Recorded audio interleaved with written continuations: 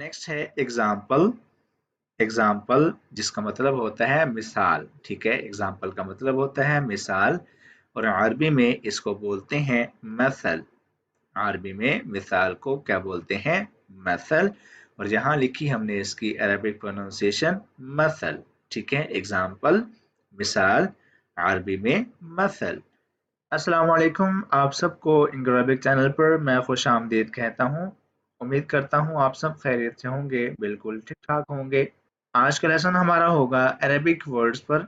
हमने एक सिलसिला शुरू किया हुआ था 1000 अरेबिक वर्ड्स का और हम उसके पहले 14 हिस्से पढ़ चुके हैं।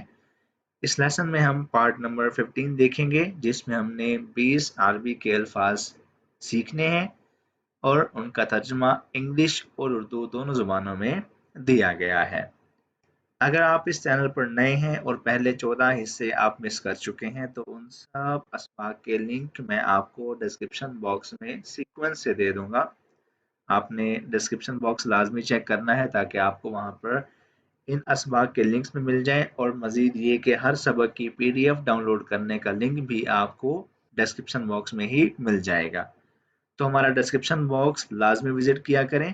पहला लफ्ज जो हम सीखने जा रहे हैं, इंग्लिश में इसे कहते हैं ड्राइविंग।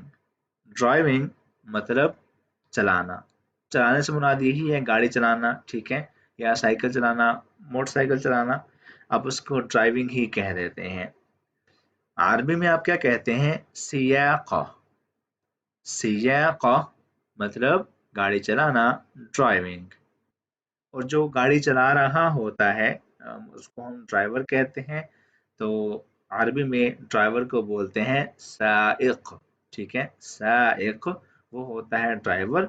और जो वर्ब वो एक्शन परफॉर्म कर रहा होता है जो कि ड्राइविंग होता है उसको बोलते हैं सियाका। डस्ट। डस्ट इसकी उर्दू है गर्द, यानी कि मट्टी, धूल मट्टी मतलब डस्ट। और अरबी तर्जुमा इसका है नक़्अ। नक़्अ मतलब डस्ट यानी कि गर्द। अर्थ। अर्थ इसको बोलते हैं जमीन, ठीक है, जमीन। और अरबी में जमीन को बोलते हैं अर्द। अर्द मतलब जमीन यानी कि अर्थ। दोस्तों आपको इस तरफ वाले बॉक्स में यानी कि लेफ्ट साइड वाले बॉक्स में आपको मिलेगी अरबी की प्रोनाउंसिएशन, अरबी का तलफ़ुज़ कि उसको आप किस तरह से प्रोनाउंस कर सकते हैं अगर आप इराब के ज़रिए से नहीं पढ़ सकते तो। अर्द, अर्द। एजुकेशन। एजुकेशन मतलब तालीम। एजुकेशन मतलब तालीम। और अरबी में इसे कहते हैं दिरासा। दिरासा which means तालीम यानी कि एजुकेशन। अगेन यहाँ हमने लिखी है इसकी प्रोनाउंसिएशन दिरासा। इफेक्ट। इफेक्ट असर। इफेक्ट क्या होता है? असर। और अरबी में इसे कहते हैं तासीर। तासीर which means इफेक्ट यानी कि असर। और ये इसकी लिखी है अरबिक प्रोनाउंसिएशन तासीर। तासीर इफेक्ट। एंड। एंड मतलब इख्तिताम, खत्म, फिनिश। अरबी में इसे कहते हैं इंतहा। इंतहा मतलब इख्तिताम यानी कि एंड। एरर। एरर मतलब गलती, ठीक है, गलती या मिस्टेक। अरबी में इसे कहते हैं खताउन। खताउन या फिर आप कह सकते हैं खता। खता एरर यानी कि गलती। इंसिडेंट। इंसिडेंट which means वाकया, हादसा। इंसिडेंट which means वाकया यानी कि हादसा। और अरबी इसकी है हादिसा।